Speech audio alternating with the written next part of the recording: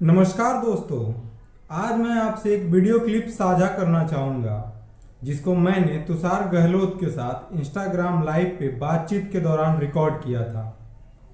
Tushar Delhi university से media के छात्र हैं, तो चलिए देखते हैं। आपका क्या मानना है कि लॉकडाउन भारत में सफल हो पाया है?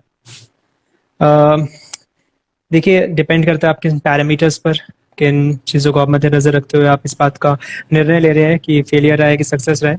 बट मैं अपने हिसाब से बताऊं तो, अपने ऑब्जर्वेशन के हिसाब से बताऊं तो, मैं ये मानता हूं कि मैं इसको कंक्लूड करना चाहूंगा, ना तो सक्सेस है ना तो बहुत बड़ा फेलियर ही है, बट एक पार्शल अचीवमेंट है। ठीक है, जो ये मैं ऐसा मानता हूँ। तो इसमें थोड़ा सा मैं ऐड करना चाहूंगा कि जी जी। सबसे पहली चीज तो कि स्ट्रॉन्ग पॉइंट्स ये है कि हम लोगों ने जो है लॉकडाउन टाइमली लगा दिया। अराउंड 24 जी मार्च को हम लोगों ने लॉकडाउन लगा दिया था।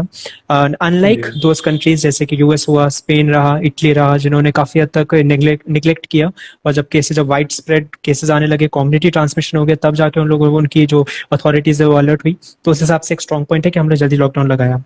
नाउ दूसरी चीज ये कि जो बट ये है आपके स्ट्रॉन्ग पॉइंट्स है, but at the same time की जो वीक पॉइंट्स हमारे ये रहे कि टेस्टिंग के बारे में अगर हम देखें तो टेस्टिंग के जो है, अगर हम कुछ एस्टिमेटेड फिगर्स है, एक्चुअली मैं आपको बताना चाहूंगा कि 20 जो अंटिल अप्रैल 16, ठीक है, जो 21 डेज जी लॉकडाउन जो वन था हमारा, जब वो कंप्लीट हो गया तो ये कुछ एस्टिमेट्स आए थे जिससे हमें पता चलता है कि वीकली हमें पता चलता है कि कितना केसेस में राइज आया और कितनी टेस्टिंग चल रही थी उनकी टेस्टिंग के कंपैरिजन में। तो कुछ इस तरह से फिगर्स आती है। केसेस के अंदर राइज किस रेट से हो रहा था? 3.7, देन 2.5, देन 2.5 एंड देन 2। ठीक है, I G I G. Repeat it again. 3.7, 2.5 and then 2। और at the same time weekly अगर देखा जाए तो टेस्टिंग किस तरह से जा रही थी? तो टेस्टिंग 2.4, 2.1 और फिर 1.1। तो इस तरह से था। तो टेस्टिंग रिड्यूस हो रही, जिसकी वजह से केसेस भी रिड्यूस हो रहे थे। जी ठीक है, तो ये एक प्रॉब्लम रहा। अब इसको कह सकते हैं कि इंडिया का जो डिपेंडेंस था वो काफी ज्यादा था दूसरी कंट्रीज पर, जो इंपोर्ट कर रहे थे, हम लोग काफी ज्यादा इंपोर्ट कर रहे थे टेस्टिंग किट्स को।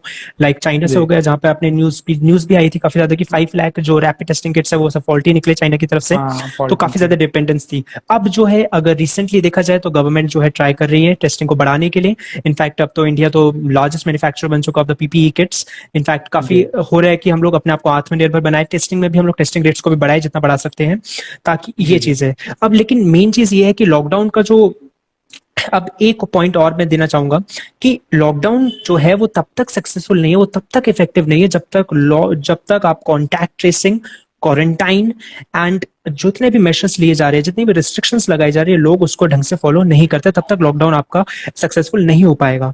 अब बहुत इसमें भी देखिए बहुत कई बार। हाँ बहुत जी, बड़ी आप कुछ बात बोल आप रहे बोल हैं? रहे हैं कि हाँ जी। बहुत बड़ी बात आप बोल रहे हैं कि जब तक लोग मानेंगे नहीं ये कि हम्म। लॉकडाउन है, लॉकडाउन का पालन नहीं करेंगे, तब तक हाँ जी। लॉकडाउन सफल नहीं हो सकता है। हाँ जी, सफल नहीं हो जैसे पाएगा। हाँ जी, जी। जैसे कि तबलीगी जमात रहा, या थोड़ा, ठीक है, हाँ, और माना जा सकता है क्योंकि हम्म। उस समय भारत में केसेस जो है बहुत कम आ रहे थे। हाँ तबलीगी जी, जमात के बाद काफी केसेस बड़े की हैं। जो, हाँ, वो अचानक उसमें ग्रोथ होने हाँ, लगा। हम उसको पॉलिटिकल एंगल नहीं देना चाहेंगे अपनी कन्वर्सेशन में, but still that was a जी जी। फैक्टर। हाँ जी। जी। और साथ हाँ, ही वो में फैक्ट अभी तो है। हाँ जी, मुंबई रेलवे स्टेशन के पास भी हमने देखा कितने ज्यादा लोग आउटब्रेक हम्म। हुआ, कितने सारे लोग आ गए थे। वैसे हमने कुछ दिल्ली में आजादपुर बस स्टेशन पे भी देखा, कहाँ पे जो काफी लोग जो माइग्रेंट वर्कर्स अपने घरों जाने के लिए कितने सारे लोग आ गए थे। तो ऐसे ऐसे जो, और इनफैक्ट लिक्विड शॉप्स जब ओपन हुई तो कितनी ज्यादा भीड़ थी, वहां सोशल डिस्टेंसिंग हाँ नहीं था। हाँ। तो ऐसे ऐसी चीजें होंगी, ऐसी ऐसी चीजें घटेंगी, तो हम कैसे एक्सपेक्ट कर सकते हैं कि लॉकडाउन सक्सेसफुल रहेगा? तो बहुत हद तक हमारी भी रिस्पॉन्सिबिलिटी है। सरकार अपनी तरफ से जो कदम उठा रही है, सरकार को जहां क्रिटिसाइज करना है वहां उनको करना चाहिए, जहां लोगों को क्रिटिसाइज करना है वहां लोगों को क्रिटिसाइज करना चाहिए। करना तो चाहिए। ये मेरा जी पूरा इस पे होल्ड है। एंड यही देखते हैं। अभी अभी काफी लॉकडाउन, अभी अभी देखा जाए तो लॉकडाउन 5.0 की भी तैयारी चल रही है, तो देखते हैं वो कैसा रहेगा। और 5.0 या सो, जी। जी जी। या और जो रेड जोन तो और येलो जोन, ग्रीन जोन, ये सब का जो क्लस्टर, जो भी गवर्नमेंट ने जिस तरह से पूरा अपना स्ट्रेटेजीज डेवलप करी है, प्लान करी है, वो सब भी मुझे लग रहा है कि अच्छा रिजल्ट लेकर आएंगी। सो इफेक्टिव जी रहेगा। मैंने अभी रिसेंटली ये देखा था कि कुछ पॉलिटिक्स, जैसे राहुल गांधी का मैंने देखा था वीडियो, तो उन्होंने वो वहां पे कैसे, वो उन्होंने बोला कि जो है क्या 3 वीक लॉकडाउन जो है वो एक्सपेक्ट किया नरेंद्र मोदी ने और उनके जो भी ऑफिशियल्स थे कि वो सफिशिएंट रहेगा या ऐसे रहेगा। फिर वो बोल रहे कि जो कि उनके एक्सपेक्टेशन के हिसाब से नहीं गया। तो ऐसी ऐसी चीजें हैं कि मतलब बोल रहे हैं कि लॉकडाउन जो था वो 21 डेज बहुत सफिशिएंट, जो 21 डेज में उनको वो रिजल्ट नहीं मिला। तो एक्चुअली सच ये मुझे जहां तक लगता है कि 21 डेज लॉकडाउन आप पब्लिक को, लोगों को आप डायरेक्टली नहीं बोल सकते कि इतना लंबा लॉकडाउन जाएगा, नहीं तो काफी ज्यादा डिस्टर्बेंस क्रिएट हो जाएगा। इसलिए 21 डेज लॉकडाउन बोला, and that is also by बहुत से जो एपिडेमियोलॉजिस्ट हैं उन लोगों ने भी काफी रिकमेंड किया कि आप 21 डेज लॉकडाउन सबसे पहले इनिशियल लगना चाहिए, जिसकी वजह से ज्यादा ट्रांसमिशन ना हो डिजीज का, जितना कंटेन कर सकते हो उतना कंटेन किया जाए। तो ये मेरा एक पॉइंट मैं देना चाहूंगा। लॉकडाउन जो रहा तो लॉकडाउन भी काफी हो सकता है आगे बढ़े, but at the same time हम इकोनॉमिक एक्टिविटीज को भी हमको देखना है कि क्योंकि लॉकडाउन जो है that is not the solution, actually vaccine is the solution. Lockdown is just कि कम्युनिटी ट्रांसमिशन ना फैले। तो और उसके साथ में ऐसा भी नहीं कि हम लॉकडाउन में पूरा सालों साल तक रहे, क्योंकि ये डिजीज काफी लंबा जाने वाला है। जितने भी यूएन रिसर्चेस हुए हैं, जितने भी इनफैक्ट जो जिन्होंने रिसर्चेस और रिपोर्ट्स पब्लिश हुए, यही है कि काफी लंबा जाने वाला है ये कोरोना वायरस का, ये जो पैंडेमिक है काफी बढ़ने वाला है, तो काफी लंबे समय तक चलेगा। तो फिर lockdown is not the solution. और इकोनॉमिक एक्टिविटीज आपको स्टार्ट में साथ ही साथ इकोनॉमिक एक्टिविटीज भी रखनी ही पड़ेंगी, इकोनॉमिक एक्टिविटीज बंद नहीं की जा सकती है। तो आपको लॉकडाउन में थोड़ा पार्शियल ओपनिंग रहेगा। तो ये सब गवर्नमेंट जो भी स्टेप्स ले रही है, ठीक, हमें सपोर्ट करना चाहिए, उन्हें अवॉइड करना चाहिए, दैट्स ऑल। और तुषार जी, आपका ये क्या ख्याल है कि जब राहत पैकेज का ऐलान किया गया तो हाँ जी। कांग्रेस पार्टी के लीडर हैं राहुल गांधी, उन्होंने कहा था कि 7,500 रुपये सभी व्यक्ति के खाते में डाले जाएं। तो इस पे आपकी क्या आ रहा है? हाँ जी, तो देखिए, अगर देखिए इकोनॉमिक स्टिमुलस जो है, ऐसे स्टिमुलस पैकेजेस इनफैक्ट हर कोई निकाल रहा है, हर कंट्री निकाल रही है। और अब यहाँ पे मुद्दा यहाँ पे आता है कि कई बार जो पॉलिटिसाइज किया जा रहा है चीजों को, जैसे कि अपोजिशन है, अपोजिशन को क्रिटिसाइज करना है, इनफैक्ट दिस इज अपॉर्चुनिटी। अब मैं ये भी नहीं कहता कि अपोजिशन पूरी तरह से रॉन्ग है, अपोजिशन पॉइंट्स उठा रहा है, बिल्कुल सही पॉइंट्स उठा रहा है, तो हम ऐसे भी नहीं कह सकते कि अपोजिशन गलत है।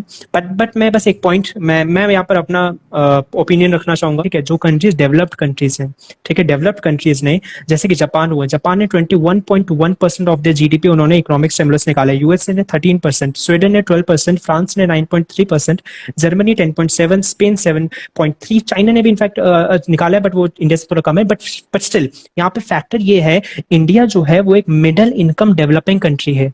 ओके, अब और यहाँ पे जितने कंपैरिजन, हाँ जी, मिडिल इनकम डेवलपिंग कंट्रीज, और जहाँ पे कंपैरिजन की जो मैंने आपको कंट्रीज दी है, वो सारी कंट्रीज कौन सी हैं? वो आपकी डेवलप्ड कंट्रीज है। तो India being a middle income developing country is the only country जिसने इतना बड़ा पैकेज निकाला है। सो ये मैं मानता हूँ कि जो सरकार की तरफ से एक ब्रेव स्टेप है, एक ब्रेव बोल्ड स्टेप है। तो ये बात है।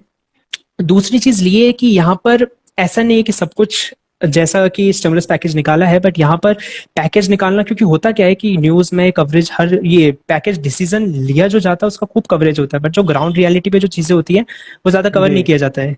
हाँ जी, मेनली जो वर्स्ट अफेक्टेड लोग हैं वो कौन से? माइग्रेंट वर्कर्स है, वेज वर्कर्स है, जो कि अब अर्बन छोड़ के, जो कि मोस्टली तो अर्बन में फंसे ही हुए हैं, अपने रूरल जा नहीं पा रहे हैं, या काफी जो है रूरल जा चुके हैं अपने घरों पर।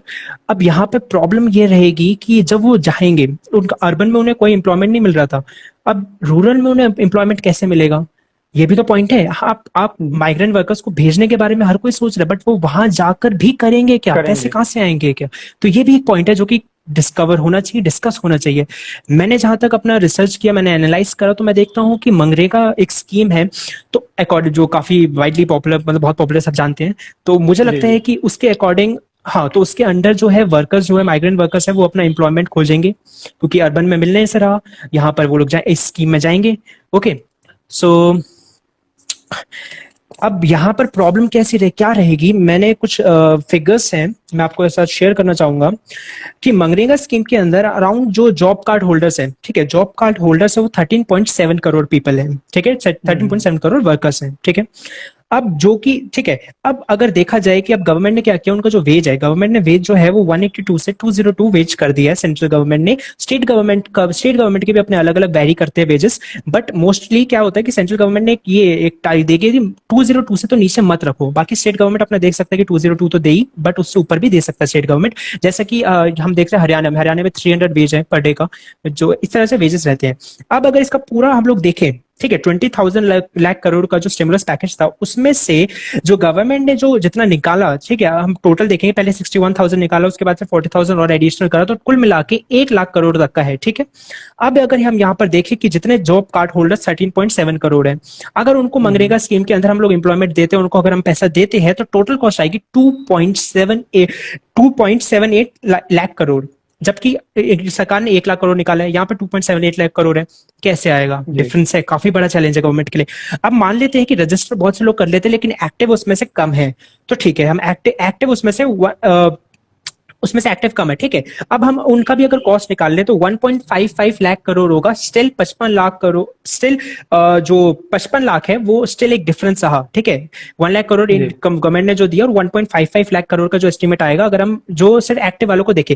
ऑल्दो मुझे ऐसा लगता है कि एक्टिव से, मुझे लगता है कि रजिस्टर्ड से भी ज्यादा बढ़ने ही वाला है, क्योंकि गवर्नमेंट, क्योंकि अर्बन सिटीज में उनको एम्प्लॉयमेंट मिलने नहीं वाला, इनफैक्ट रूरल में भी उनको एम्प्लॉयमेंट नहीं मिलने वाला है, क्योंकि फसलों में लोकल टैक्स की अगर बात करी जाए और सब चीजों की बात करी जाए, तो मुझे लगता नहीं कि वहां पर भी ज्यादा एम्प्लॉयमेंट अपॉर्चुनिटीज उनके पास रहने वाली है, जो रूरल एरियाज में भी। अगर एम्प्लॉयमेंट अपॉर्चुनिटी वहां पे रहती तो वो लोग भाग के अर्बन की तरफ थोड़ी ना आते हैं, भाग कर क्यों? Very good point. सो ये चीज है एक बहुत अच्छा है, क्योंकि मनरेगा स्कीम जो है, इसका एक बहुत बड़ा जो क्रिटिसिज्म है वो यही है कि इसको हम लोगों ने, इसको सरकार ने इसलिए लाया था ताकि जो माइग्रेशन है, अर्बन टू रूरल माइग्रेशन, उसको कम किया जाए। बट जैसा कि आपने अभी बताया कि कम तो नहीं हो पा रहा, माइग्रेशन बढ़ रहा है ना रूरल एरियाज में, जो रूरल से अर्बन में, तो वो तो ये एक बहुत बड़ा क्रिटिसिज्म है कि मनरेगा स्कीम जो है वो ल्यूर नहीं कर पा रहा है, वो अट्रैक्ट नहीं कर पा रहा है माइग्रेंट वर्कर्स को, कि वो अपने जगह पर ही रहकर रूरल एरिया जहां पे वो है वहीं से काम करे, ठीक है। तो ये एक चीज रहा। अब दूसरी चीज मनरेगा स्कीम के अंदर एक और है कि एक और बहुत बड़ा चैलेंज रहेगा गवर्नमेंट के लिए, कि अगर गवर्नमेंट मनरेगा स्कीम को आगे अगर इसको एज अ ऑप्शन देखती है एम्प्लॉयमेंट प्रोवाइड करने के लिए, तो वहां पर एक बहुत जरूरी चीज रहेगा ड्यूरेबल एसेट्स को फॉर्म करना।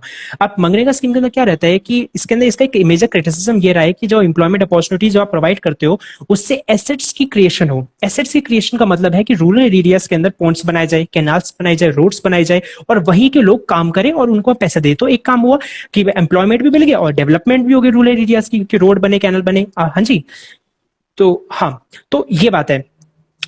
लेकिन होता क्या है कि मोस्टली ये जो ड्यूरेबल एसेट्स ये क्रिएट नहीं हो पाते, एम्प्लॉयमेंट मिल जाती है लेकिन एसेट्स जो काम आए वो नहीं बन पाते।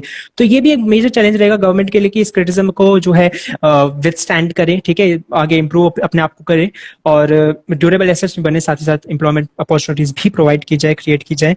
तो ये एक बहुत बड़ी चीज रहेगी। और एक और चीज अगर आप देखेंगे तो सबसे ज्यादा पलायन यूपी और बिहार से हो रहा है। हाँ जी, हाँ जी।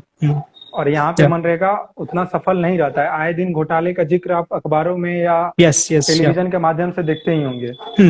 वही बात है, डिसीजन लिया, बहुत कवरेज, बट ग्राउंड रियलिटी में क्या कुछ हो रहा है वो कवर नहीं किया जाता है ज्यादा, वो एक चैलेंज है। हाँ जी, सो ये बात रहेगी। अच्छा, एक चीज, हाँ जी, और लेकिन यहाँ पे पॉलिटिसाइज भी किया जा रहा है, जैसे कि कांग्रेस जो है, जैसे ये सिचुएशन के अंदर, पैंडेमिक, इतनी वर्स्ट पैंडेमिक सिचुएशन के अंदर, जो कांग्रेस है और बीजेपी है, इन लोगों में आपस में जो, या दूसरी पार्टीज है, इनफैक्ट खींचम तानातानी लगी हुई है।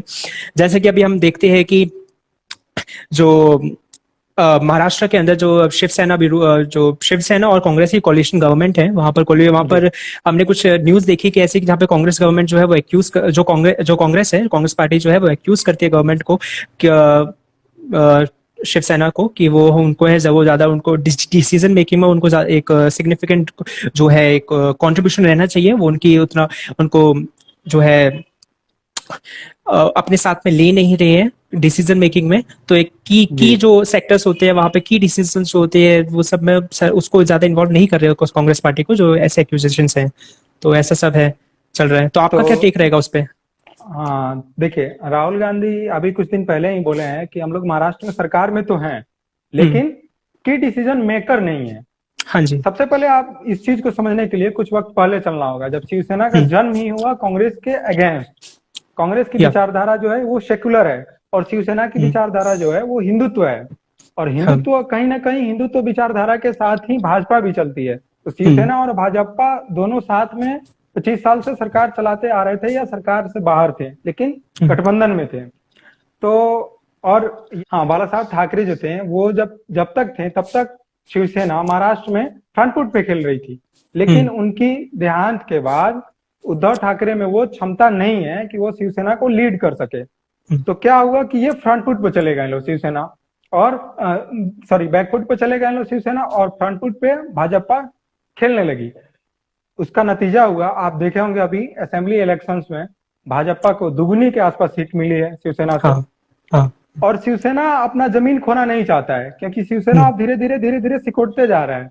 या अब थोड़ा सा और पीछे चलते हैं कि शरद पवार जो एनसीपी चीफ हैं और बाल ठाकरे के संबंध बहुत अच्छे थे। एक बार जब 2004 में उनकी बेटी सुप्रिया सुले राज्यसभा के लिए नॉमिनेट हुई थी, तो ये किस्सा है कि मतलब इन्होंने पूछा कि क्या सुन रहा हूँ कि सुप्रिया जा रही है राज्यसभा, तो वे बताएं कि हाँ जा तो रही है, तो आप लोग भी, तो बोले कि आपको तो मुझे बताना चाहिए ना, तो वो बोले कि नहीं आप तो कैंडिडेट खड़ा करेंगे। तो उन्होंने बोला नहीं, सुप्रिया मेरी भी बेटी है, आप ये कैसे सोच लिए कि वो मतलब मैं कैंडिडेट खड़ा करूंगा। तो शरद पवार ये कहते हैं कि भाजपा वो तो आपके साथ है, वो क्या करेगी, तो बता रहे हैं कि जो भाजपा है यानी उसको एक शब्द देते हैं कि कमलाबाई की चिंता आप ना करें, कमलाबाई को मैं देख लूंगा। तो ये बयान मतलब उतना नहीं देखना चाहिए, इसको ऐसे देखें कि भाजपा की स्थिति क्या थी महाराष्ट्र में, कि उसको कमलाबाई के मतलब नाम से संबोधित किया गया था। और 2014 के बाद से यह मतलब धीरे धीरे पोजीशन चेंज हो गया। जो पार्टी बैकफुट पे खेल रही थी वो फ्रंट फुट पे आके खेलने लगी। और जब से भाजपा ने देवेंद्र फडणवीस को अपना महाराष्ट्र नेता बनाया है, देवेंद्र फडणवीस सबसे पहले क्या किया, अपने जितने भी मतलब पार्टी के अंदर का जो मतलब विरोधी छवि वाले नेता थे सबको बाहर का रास्ता किए या उनको कमजोर किए। जैसे आप देख सकते हैं गोपीनाथ मुंडे की बेटी पंकजा मुंडे, ऐसा कुछ है। दूसरी चीज, भले ही आज शिवसेना और कांग्रेस सरकार में है, इन दोनों की मजबूरी है, क्योंकि कांग्रेस के हाथ से लगातार सत्ता घसक रही थी। कर्नाटक देख लीजिए और पूरे भारत से अगर आप मैप देखें तो कांग्रेस सिमट चुकी थी, सिर्फ पंजाब, राजस्थान है ना, छत्तीसगढ़, यही सब जगह कांग्रेस पार्टी है। तो इन दोनों के पास मजबूरी है, एक की अपनी जमीन बचानी है, दोनों को अपनी जमीन बचानी है, एक को नहीं दोनों को अपनी जमीन बचानी है। और अगर इसका नतीजा देखिए कांग्रेस ही नहीं बोल रही है कि शिवसेना के साथ मतलब हम लोग की डिसीजन मेकर नहीं है या महाराष्ट्र में, कि आप शिवसेना के साथ भी देखिए संजय राउत लगातार हमलावर, सरकार में रहते हुए भी वो कांग्रेस पार्टी पे लगातार हमलावर रहते हैं। तो ऐसा नहीं है, अगर ये लोग की डिसीजन मेकर नहीं है तो एक राजस्थान को छोड़ दिया जाए तो छत्तीसगढ़, पंजाब, पुडुचेरी, यहाँ भी तो इनकी सरकार है, लेकिन यहाँ पे भी थोड़े थोड़े ये लोग फ्लॉप जा रहे हैं। 60,000 के आसपास महाराष्ट्र। हाँ, ऐसे एक और इंसिडेंट है पैंडेमिक के बीच में ही, जहाँ पे हम देखते हैं कि कांग्रेस लीडर्स और यूपी गवर्नमेंट के बीच में एक थोड़ी सी तनाव का तनातनी हो जाती है, जहाँ पे कांग्रेस गवर्नमेंट जो है वो 200 बसेस प्रोवाइड कर रही है कि माइग्रेंट वर्कर्स को भेजने के लिए घर पर उनके, बट यूपी गवर्नमेंट जहाँ पे वहाँ पे प्रॉमिस को बहुत से जो है चीजें ये एक्यूज करती है कि जो बसेस है उनको पोल्यूशन सर्टिफिकेट्स नहीं है, एंड इनफैक्ट जो नंबर्स है वो बसेस की लिस्ट है वो ठीक नहीं है, एंड ऑल दिस थिंग्स। सो आपका क्या टेक है उस पे, कैसा कि पेंडेमिक के बीच में जहाँ पे एक नोबल कॉज के लिए किया जा रहा है वहां पे पॉलिटिसाइज किया जा रहा है, तो देखिए इसको समझने के लिए आपको थोड़ा सा मतलब ये जानना होगा कि जब लॉकडाउन चल रहा था तो कोटा में जितने भी छात्र फंसे हुए थे, सबसे पहले योगी आदित्यनाथ ने अपने बच्चों को मंगवाया। आपने देखा, और ये मतलब बहुत बड़ा कदम था कि लॉकडाउन के बीच में अपने लड़कों को वापस मंगाना, वो एक जिम्मेदारी के साथ। अभी आप देख रहे होंगे कि वेंटिलेटर्स की कमी थी, लेकिन अभी के माहौल में अगर आप देख रहे हैं तो हर जगह पर्याप्त वेंटिलेटर्स मौजूद हैं। इनफैक्ट नोएडा में जो केसेस बढ़ रहे थे, गौतम बुद्ध नगर में बहुत बड़े बड़े डिसीजन लिए उन्होंने, वहां के जो डीएम थे उनको चेंज किया। लेकिन मतलब एक तरफ से अगर देखा जाए, यूएसए से भी काफी इंपोर्ट हुए हैं। हाँ, बहुत सारे सामान, मतलब यूपी योगी आदित्यनाथ के नेतृत्व में बहुत अच्छा काम कर रहा है। आप आए दिन ये समाचार पत्रों या मतलब मीडिया के माध्यम से देख रहे होंगे। दूसरा बड़ा पहलू है कि मतलब अगर कांग्रेस को हेल्प करना है तो ये राजस्थान, मध्य प्रदेश या महाराष्ट्र में ये भले ये इल्जाम लगा रहे हैं कि हम लोग की डिसीजन मेकर नहीं है, प्रस्ताव तो रख सकते थे ना कि हम लोग जो आज जो सोनू सूद वहां से वापस ला रहे हैं, अगर उनकी सरकार है, भले ही की डिसीजन मेकर नहीं है ऐसा इन लोगों का आरोप है, लेकिन सोनू सूद जो वहां से ला रहे हैं माइग्रेंट्स वर्कर्स को, आज मतलब एक सुपरमैन की तरह आए हैं उभर के। अगर कांग्रेस पार्टी जो बसें यहाँ पे दे रही है वहां पे भी तो दे सकती थी। कहीं ना कहीं यहाँ पे बहुत बड़ा पॉलिटिक्स था यहाँ पे, मतलब कहीं ना कहीं मतलब एक मौका ढूंढा जा रहा था कि योगी आदित्यनाथ के पास हम लोग ऐसा करेंगे, या मतलब दोनों देखिए, तो ये राजनीतिक पार्टियां हैं, आप इस चीज को समझिए, ये राजनीतिक पार्टियां हैं, ये राजनीति ही करेंगी, चाहे ये अपोजिशन हो या सत्ता पक्ष हो, ऐसे ही बात है। पंजाब अच्छा। से भी ला सकते थे, राजस्थान से भी ला सकते थे। हम्म। देखा जाए तो इन लोगों ने भी पॉलिटिक्स किया है ना, 36 लाख का बिल भेज दिया कि हम लोगों ने आपके स्टूडेंट्स को आपके बॉर्डर तक पहुंचाया है, तो बस इसका जो भी और बहुत बड़ा जो एक चैलेंज है इंडियन गवर्नमेंट के लिए, दैट इज द जी लोकस्ट अटैक, जो कि जी हॉर्न ऑफ अफ्रीका में पहले इमर्ज, हॉर्न ऑफ अफ्रीका से निकला, and then Yemen, then Iran, and then Pakistan में अभी काफी ज्यादा जो है डिस्ट्रॉय कर रहा है फसलों को, क्रॉप्स मिडिल को। ईस्ट होते हुए है, हाँ, मिडिल ईस्ट होते हुए इंडिया में है। या सो ये मैंने अभी बताया कि जैसे अफ्रीका, यमन, ईरान, पाकिस्तान सबसे, और कुछ अराउंड अगर फिगर्स अगर देखे जाए तो जैसे हमें पता चला कि UN food and agriculture organisation जो है, वहां से अगर उनके एस्टिमेट्स के हिसाब से देखा जाए तो पाकिस्तान को कुछ $6 बिलियन का जो है काफी ज्यादा नुकसान हुआ है। तो इतना अगर पाकिस्तान को है तो हम अपने देश का भी सोच सकते हैं कि कितना रहेगा। इनफैक्ट काफी ज्यादा चांसेस है यहाँ पे। और साथ ही अगर देखा जाए तो ये जो स्पीसीज है ये डेजर्ट लोकस्ट है। डेजर्ट लोकस्ट जो है वो 1150 किलोमीटर पर डे में ये जो सॉर्म है ये डिस्टेंस कवर कर सकते हैं। एंड इनफैक्ट अगर इनको एक अच्छा रेनी सीजन मिल जाए, अगर अच्छा वेजिटेशन, बिल्कुल एक जगह जहाँ पे वेजिटेशन काफी अच्छी है, तो ये अपना जो सॉर्म है उसका जो है 20 टाइम्स और ज्यादा मल्टीप्लाई कर सकते हैं, in fact with in 3 months, which can be a big risk. Okay, and in fact rainy season में क्या आ जाता है कि ब्रीडिंग में भी काफी ज्यादा जो है एग्रेसिव होते हैं, और काफी ज्यादा अपने आप को मल्टीप्लाई करते हैं, एंड एपेटाइट भी काफी ज्यादा बढ़ जाती है। इनफैक्ट एक दिन में 35,000 लोगों का खाना खा सकते हैं। और अभी कुछ अराउंड मिलियंस ऑफ लोकस्ट का अटैक होने वाला है। अब तक का वर्स्ट है 30 इयर्स में सबसे वर्स्ट लोकस्ट अटैक ये होने वाला है, जो कि अभी मोस्ट चांसेस है राजस्थान, और इनफैक्ट राजस्थान, मध्य प्रदेश, गुजरात, पंजाब, यूपी यहाँ पे एंटर हो चुके हैं, जिसमें से अभी 800 मिलियन इंडिया में आ चुके हैं, 400 million are still in Pakistan, जो कि आएंगे इंडिया के अंदर। तो अराउंड 1 बिलियन से ऊपर हो जाएंगे लोकस्ट। तो बहुत बड़ा प्रॉब्लम है। और इनफैक्ट सबसे ज्यादा बिग प्रॉब्लम ये है कि इसका कोई सोल्यूशन हमारे पास नहीं है। एक जैसे कि हम लोग सिर्फ ये इतना ही कर सकते हैं, या तो अपने पास इंसेक्टिसाइड्स स्प्रे किया जा सकता है, या ब्रीडिंग को रोक, जहां पे भी ब्रीडिंग कर रहे हैं, एंड दैट्स ऑल। ये इसके अलावा कोई नहीं है, अपने पास कोई भी सॉल्यूशन नहीं है। मैंने भी ये अभी आर्टिकल पढ़ा था, हर्षित श्रीवास्तव जो मेरे मार्गदर्शक भी हैं, तो उन्होंने एक आर्टिकल लिखा है किसी प्लेटफॉर्म के लिए, तो वो बता रहे थे कि मतलब एक दिन में ये 150 किलोमीटर तक जो वयस्क टिड्डी हैं वो जा सकते हैं। हाँ। और एक जो मादा है, मतलब फीमेल जो है, वो 108 के करीब अंडे दे रही है। और जैसा कि अभी आपने बताया कि 3 मंथ्स में ये 20 टाइम्स हो सकते हैं अपने 20 टाइम्स हो सकते हैं। और 35,000 लोगों का खाना, यूएन का भी ये एक रिपोर्ट दिन में आया खा था सकते इसमें। हैं। हाँ, यूएन का भी रिपोर्ट आया था कि मतलब 26 साल या अराउंड 30 इयर्स में सबसे बड़ा मतलब ये अटैक होने वाला है, या अटैक हुआ है। और उनकी रिपोर्ट में मतलब बहुत सारी चीजें थी, जैसे अप्रैल 2019 से लेकर जनवरी 2020 तक, अभी इनके अटैक से पहले अकेले राजस्थान में 12 जिलों में करीब मतलब 7 लाख हेक्टेयर से अधिक जमीन की जो फसलें हैं उसको बर्बाद कर चुके हैं। तो और मुझे डर है कि भारत को, पूरा संपूर्ण भारत को अगर भोजन कोई राज्य कराता है तो वो है पंजाब और उत्तर प्रदेश। पंजाब, हरियाणा, उत्तर प्रदेश, पंजाब, हरियाणा, उत्तर प्रदेश। तो अगर यहाँ पे अगर ये नुकसान कर रहे हैं, जैसा कि आपने बताया कि 35,000 लोगों का खाना 1 स्क्वायर किलोमीटर, मतलब एक दिन में ये खा सकते हैं। 35,000 वयस्क जितना खा सकते हैं वो एक दिन में ये खा सकते हैं। तो ये भी बहुत बड़ी समस्या है। कुछ बता रहे हैं आप? हाँ, मैं ये बता रहा था कि जो पैकेज के बारे में कुछ बात करनी थी, जो मुझे लगा एक पॉइंट और शेयर करना चाहिए पैकेज के लिए, कि जैसे 20 लाख करोड़ का जो स्टिमुलस पैकेज निकाला है गवर्नमेंट ने, तो कई लोग ये भी क्रिटिसाइज कर रहे हैं कि जो यूएसए का है वो 2/3 है ऑफ आवर होल जीडीपी, ये सब ऐसी बातें।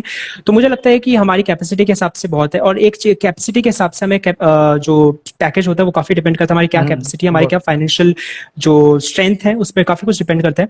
इनफैक्ट एक चीज और कि अगर हम ज्यादा अगर पैकेज बढ़ेगा, उससे हमारा जो डेप्ट जो डेब्ट टू जीडीपी रेशियो है वो भी उस पर काफी ज्यादा एडवर्स इफेक्ट पड़ेगा, जिसकी वजह से चाइना से जो अभी, क्योंकि हमें पता है चाइना के साथ कैसा पूरा वर्ल्ड ग्लोबल रिलेशंस कैसे चल रहे हैं चाइना के साथ। सो अगर जो और हम लोग जो है पूरी तरह से कोशिश कर रहे हैं, इंडिया जो है पूरी तरह से कोशिश कर रहा है कि जितने भी जो भी कंपनीज है जो भी एग्जिट कर रही है चाइना से, उनको अगर हम अपनी कंपनी में अपने देश में स्टेब्लिश कर सके तो बहुत अच्छा होगा। तो अब जैसे इस चीज पे उदय काफी कोटक देखा ने जा, हाँ जी, उदय कोटक ने उसके बारे में बोला भी है कि मतलब अगर मैन्युफैक्चरिंग अगर हब वो बन सकता है तो हम पूरी दुनिया हाँ। के ऑफिस बन सकते हैं।